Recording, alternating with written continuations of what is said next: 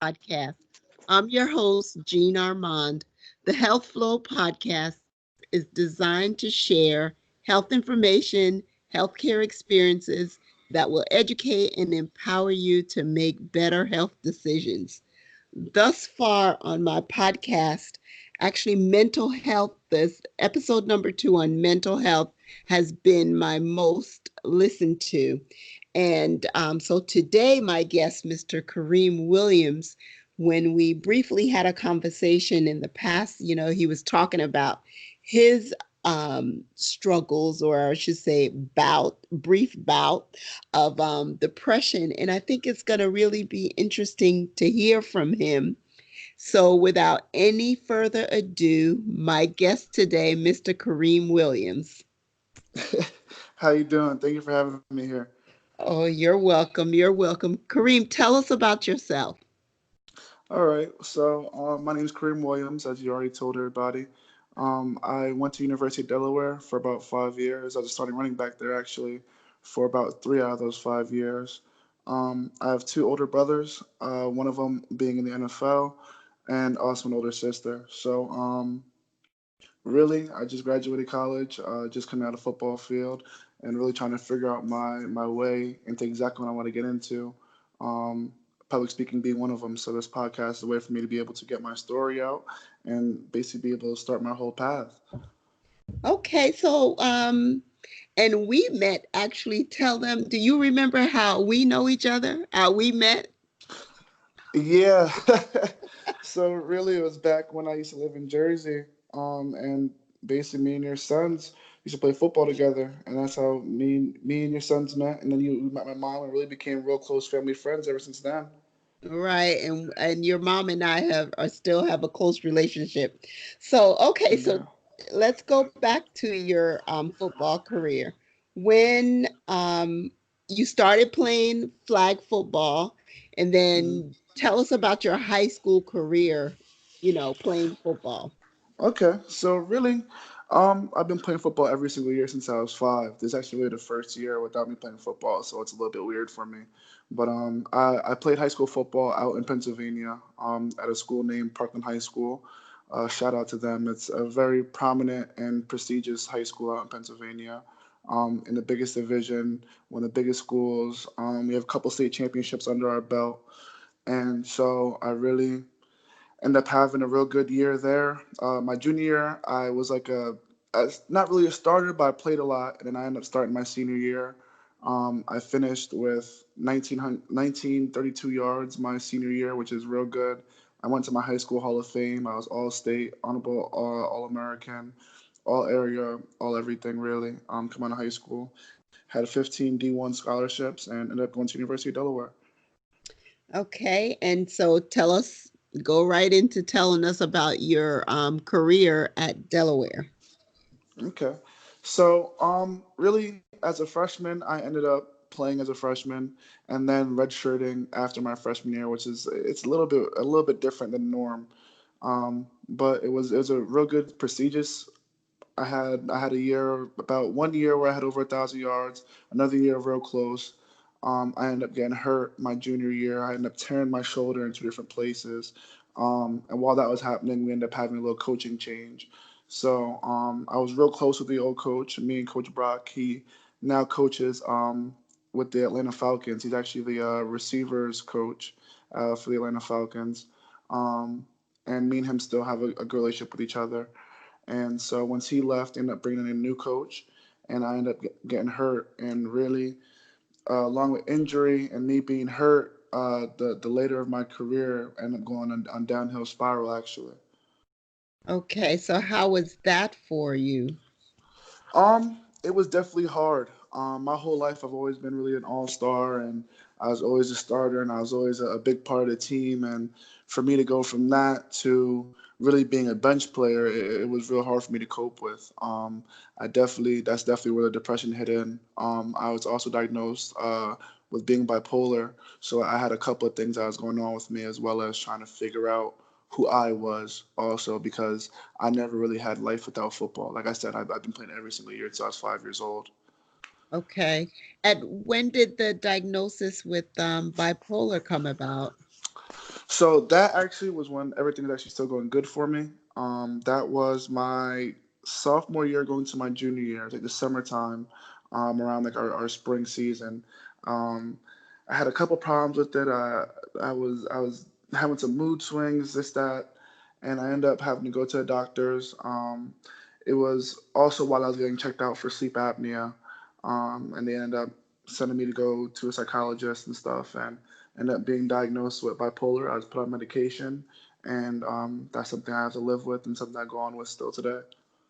Okay, so during the process, like before your diagnosis, like before anyone, before your official diagnosis, what were some of the struggles that you were having within yourself to say, were you able to say, oh, it's not right?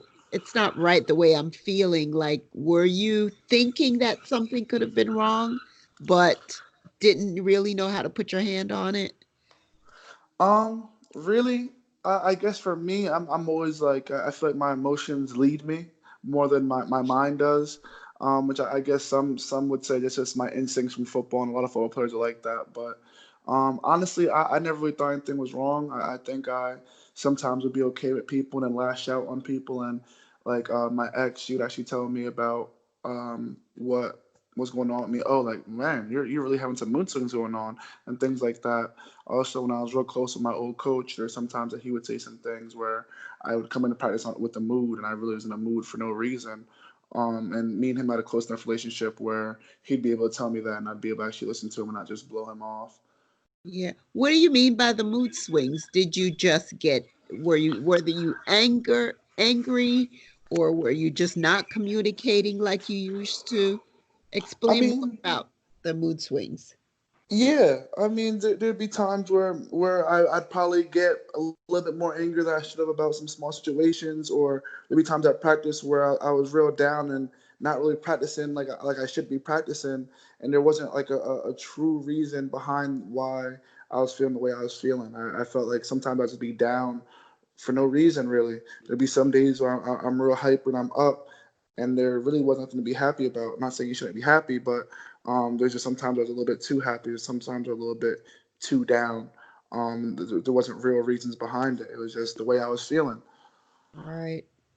Wow. Wow. That's surprising. So then, okay, so you get through your first year of college and your hmm second year. So it's your third year that you're hurt. Um, so yeah, so what happened was freshman year I played, sophomore year I redshirted, and then I redshirted and then ended up having to play because some kids got hurt, and I ended up starting that year, and that was the first year of me starting. Then the year after that, which would be my third year, is when I actually redshirted. I didn't play that whole season. I came back my redshirt junior year, but it's actually my senior year, and then that's the year that I ended up tearing my shoulder near the end of that season. Okay, that's your third. That would have been your junior year. So you still had one Yes, year to go. And and one more year after that. Yeah. how was the rehab process, and how did that make you feel? Um, it's always hard for an athlete when they get hurt. I feel like a lot of us went through life feeling that we were invincible. We're always a person that's supposed to be able to keep pushing, and always a person that's supposed to bear the brunt of everything. And when your body really gives out on you, it definitely does take a toll on you. So I think that the University of Delaware definitely treated. I mean, I played the whole rest of the season with my shoulder torn, so I really didn't have the surgery until after season, and I didn't really go into rehab until after season. Was that Um, on purpose to play with your shoulder torn? Like, how did they uh, manage? so really, I ended up getting the when it popped out during practice one day. I ended up going and getting the X-rays and everything, the MRI, and there was two tears in there. So where the tears were, even though they were moderate size, like medium to big size tears, they were in places where if you had taped it and put on a shoulder brace, technically you could still play with it. So it was my decision ultimately for me to continue playing, and the coaches agreed. At the time, I wasn't starting running back, and they said, look, you just have to get a surgery after season. So you being in college, I think when you're that close to when you're starting and you're that close to the end of your college career, it's more like an unspoken rule. Like you're gonna play. If you could play, you're gonna play. There's not really gonna be a time where you're just gonna let just pain sit you out. If you could play, you're gonna play. So, me and head coach ended up having a talk, and I ended up still continuing to play for us that season. So yeah, it was on purpose. Okay, that you continued. It wasn't like further, worsening the damage to your I mean, shoulder. it probably did because it popped out about two or three more times from the initial tear. So I wouldn't say that I didn't do any more damage. I definitely think it did a little more damage, but I feel like that was something that I was okay with. Okay. So junior year is gone and now it's your final year at school. Tell us about that. So what ended up happening? The running back coach that I was with, he ended up getting a job offer at Liberty University.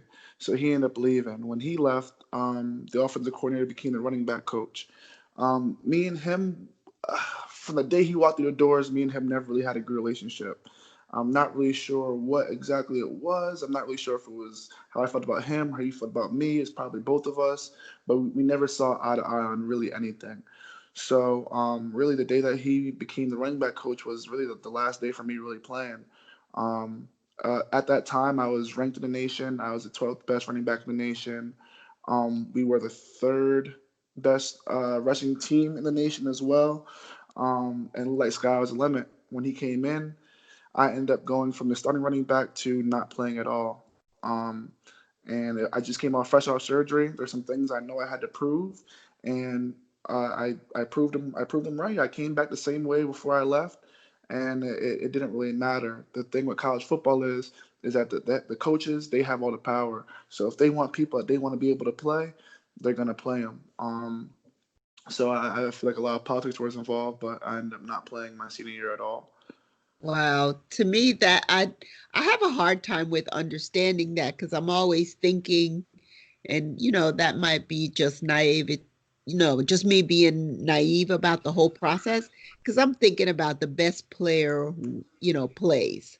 The black, you know what I mean? And your Hmm. seniors, because you're not going to redo your college years. You've proved yourself. And I mean, if unless you were saying your attitude wasn't right against him, you weren't, you were messing up in college, you know, Yeah. involved in things that you're not supposed to and really not listening to the coach. I can understand that, but what I can't understand is just you come in, a new coach comes in and just is like, hey, I'm not gonna play you. So that's it. Well, the thing is, at the end of the day, I mean, as far as my college experience, I had a good college experience. My grades were all good. I was good. But at the end of the day, it really comes down to, although you feel like it's what's best for a team, a lot of things with people in football is we're all prideful. I think a lot of us have our own pride to prove.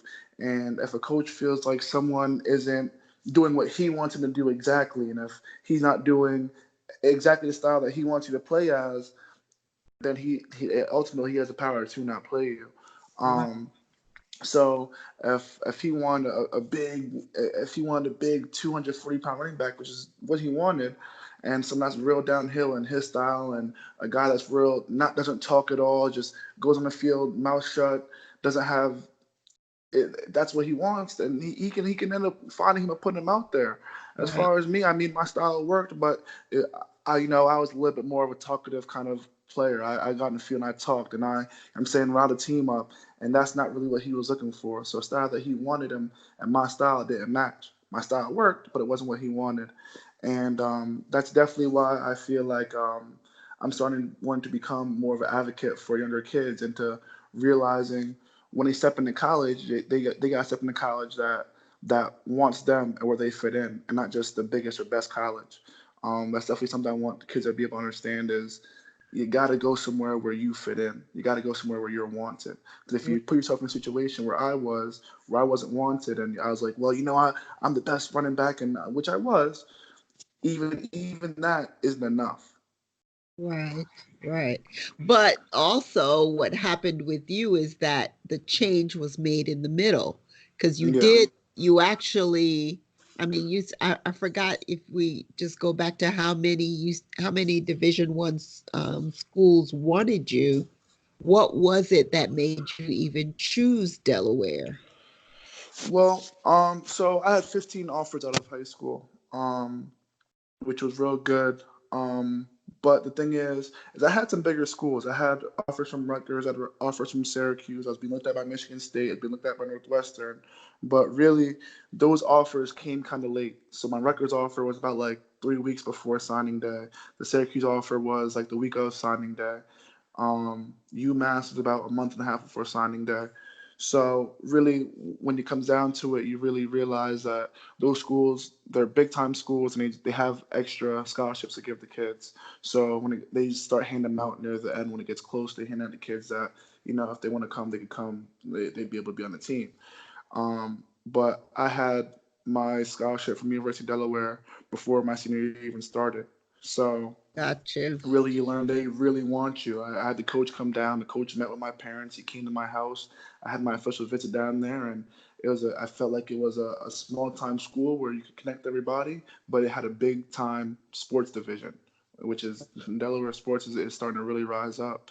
I think we have about 5, 6 people in the NFL right now from our school, which from a D1 AA school is something to be able to brag about. Right. Oh, wow. So, I just thought of something I was going to ask you. How did you, okay, so you get diagnosed with bipolar doing after your freshman year, you said? Sophomore going into junior. Sophomore. And so Hmm. you're compliant with your medicine, you're taking it and you're feeling fine and you know that there's less mood swings. Is that Hmm. correct? Yes. Okay. All right. What do you is there a family history of bipolar?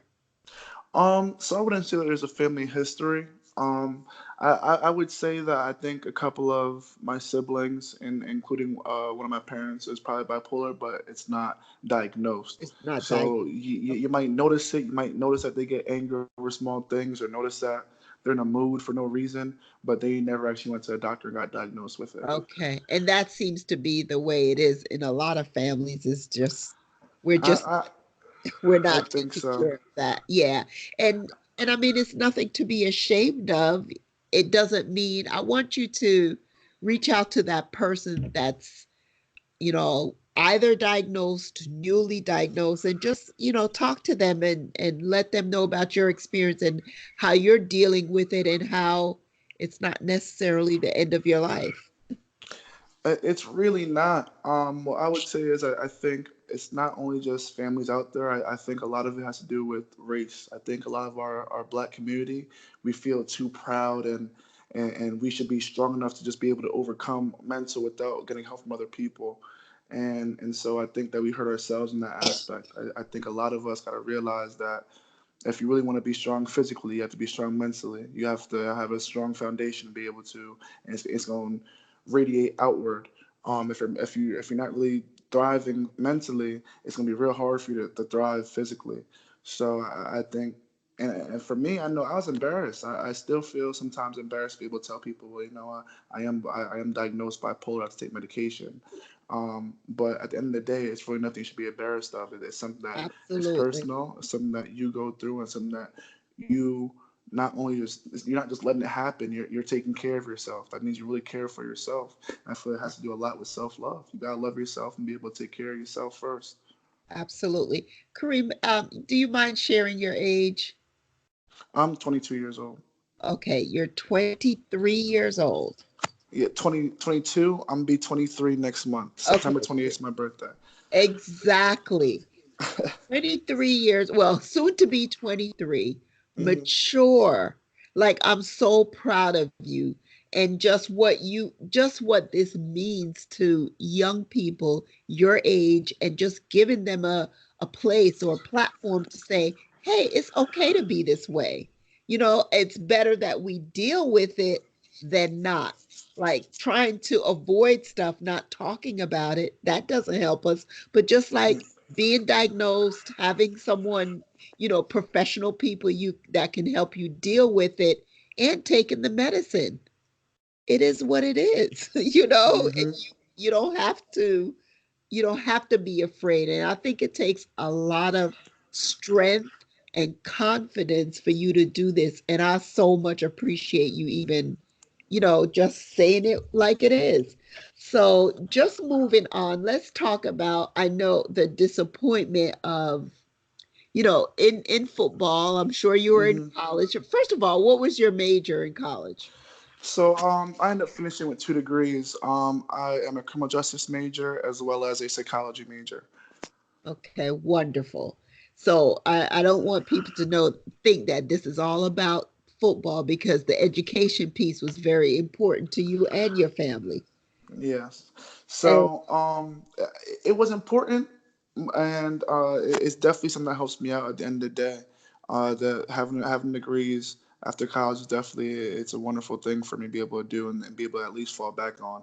If nothing else, which there was nothing else after college, at least I have 2 degrees to my name. that's right. That's right. So tell me how you've dealt with the disappointment. You went from being prepared for the NFL, to getting injured, and for that whole thing to change. Like, you're on a path, and then all of a sudden that path is no longer available to you. How's that been? Um, it has been very, very enlightening. Um, Really, I've really prepared my entire life to be able to go to NFL. I feel like I've had obstacles along the way, and each way I feel like I've hurled them and hurled them, and that made me feel like you know what, it's my destiny to be able to go to NFL. Um, and really, at the end of the day, when everything happened, and I had the coaching change, I had the injury, and I had that entire year of not playing, I went very downhill mentally. I definitely fell into a deep depression, um, and I honestly I didn't know what I was gonna do. I know I'm not the only person out there, and there's a lot of other kids, hundreds of other kids that really don't know who they are as a person without football, and that's something that I had to go through. And really, I'm still figuring out exactly who I am without football. It's really not an easy transition, but I feel like it's a transition that we gotta prepare ourselves for.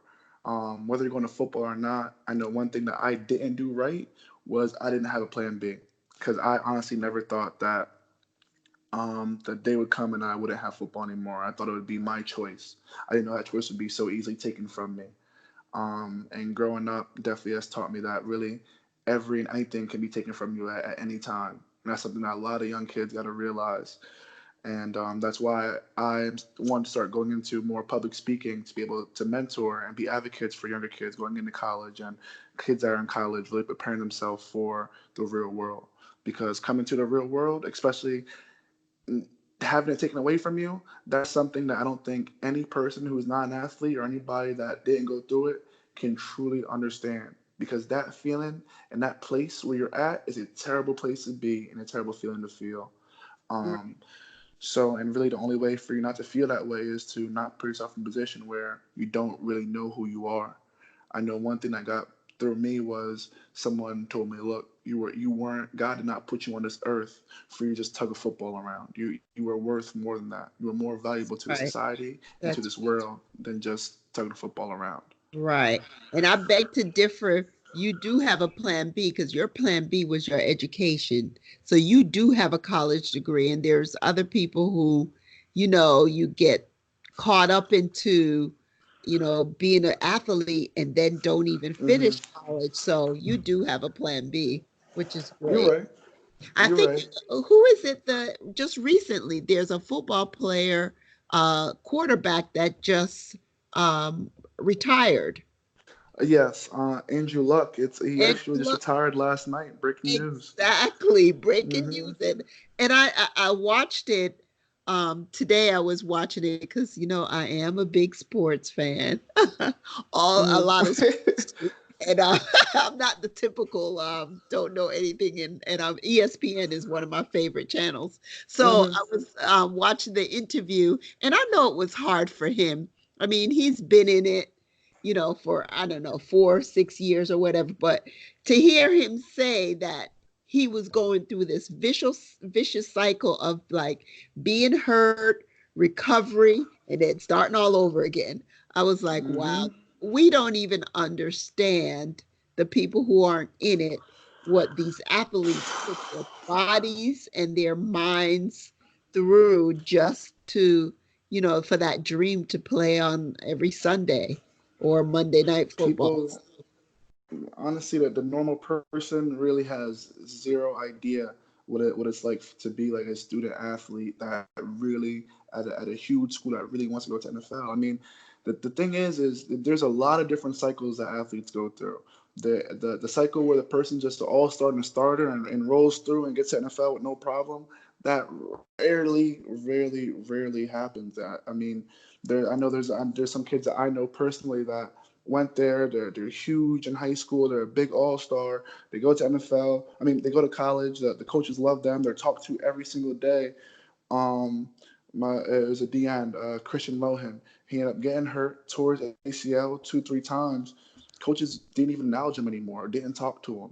All the friends that he had stopped talking to him, and Wow. he ended up leaving the team.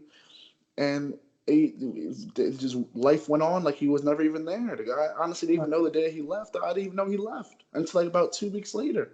That's sad. It's crazy how much of a factory college is, and that's why I really wanna advocate to kids that choosing the right school with the coaches that truly do care about you is in your best interest. Even if I mean I honestly I had a chance to be able to transfer out when I found out and kind of saw some of the things that are going on, I had a chance to transfer out of school and I could have went to a smaller school.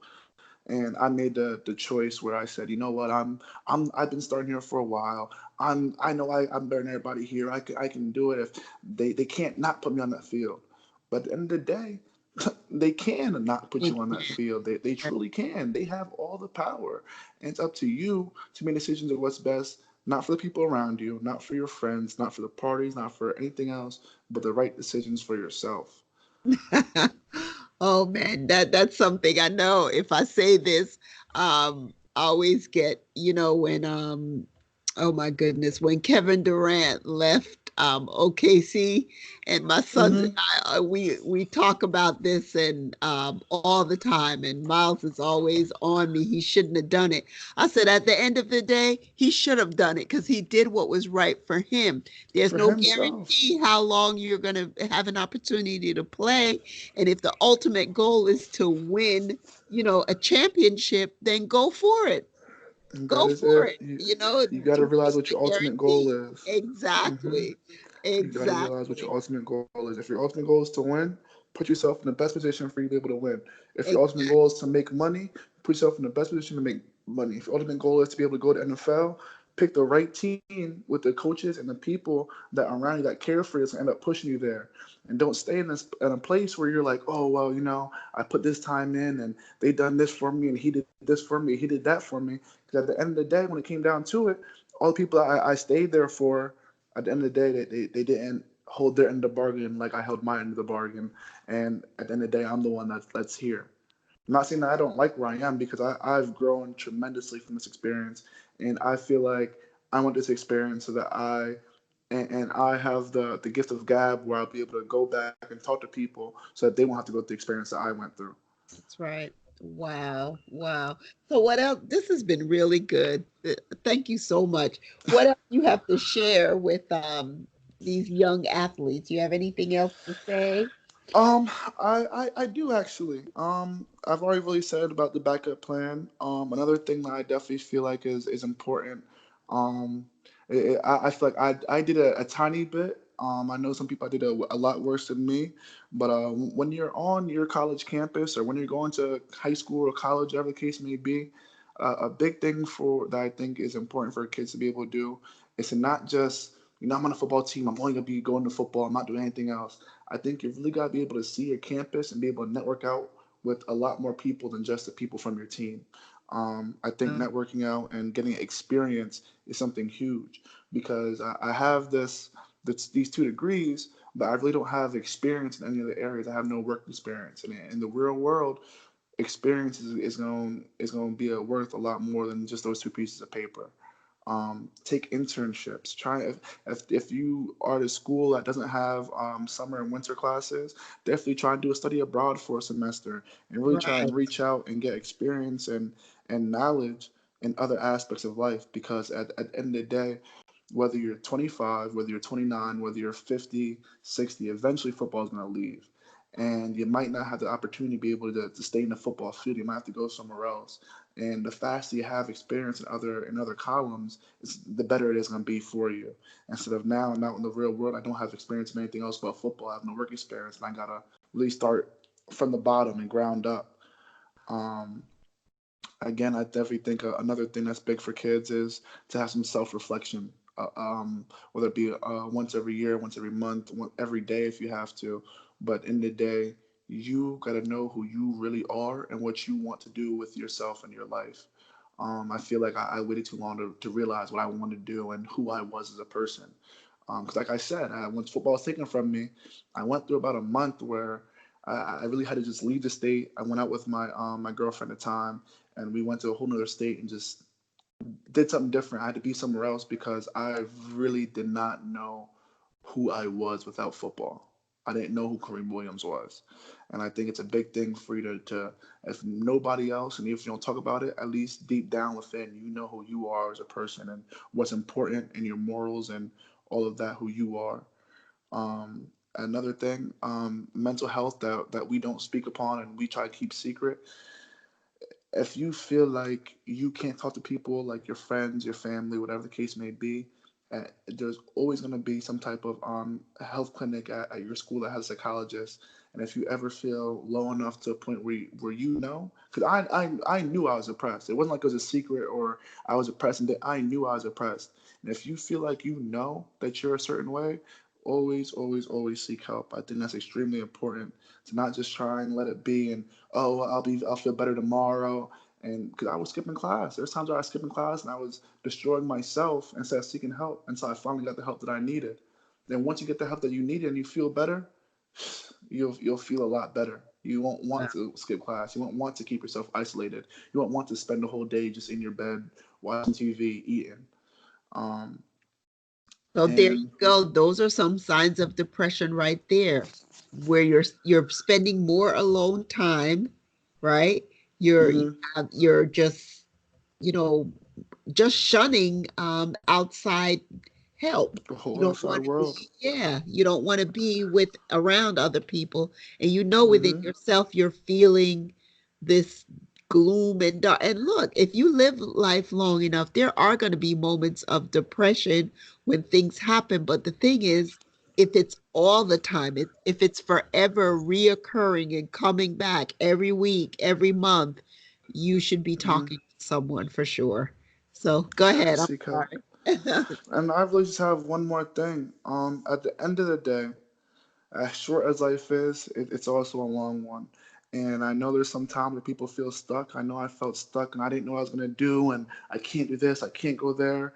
But I ended up moving outside of Pennsylvania. I moved outside. I'm in Georgia now, and I feel like I leveled my playing field. I restarted. I put myself in position again to be able to make money, to be able to move on, to be able to get to where I wanted to be.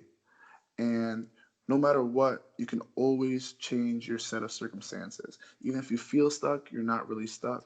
And my advice is to always just push forward. Look for information. Now with the internet, there's always information out there. Look for it. If you feel depressed or you feel like type of things, there's podcasts out there like Healthflow that teach you about these things. You got to be able to look. It's up to you as a person, as now as I'm talking to you kids out there, as like your men, as your women, as you're grown now.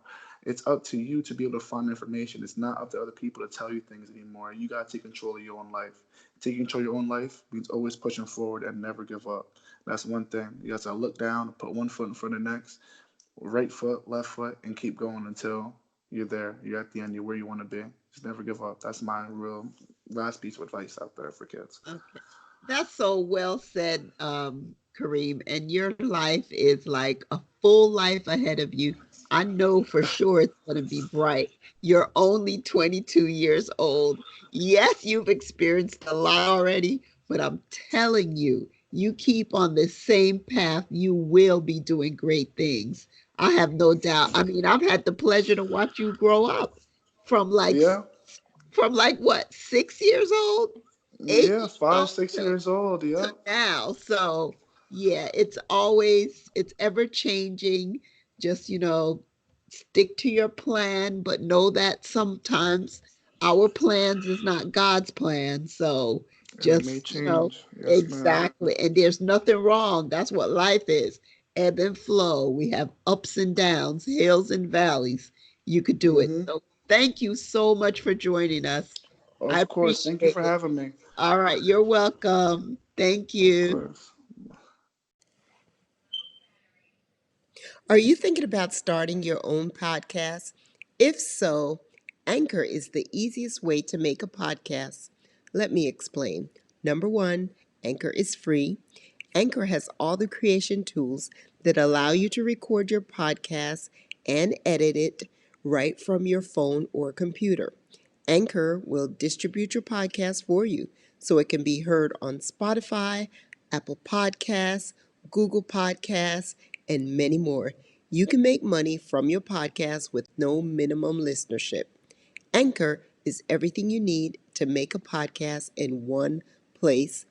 Download the free Anchor app or go to anchor.fm to get started. Thank you for listening to the Health Flow podcast. I hope you found this session informative. Email topics of interest or questions to the Health Flow podcast at gmail.com. Follow me on IG at the Health Flow podcast. Like us on Facebook at the Health Flow.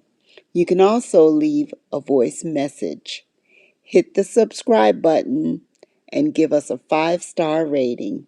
Until next time, have healthy thoughts and do healthy things.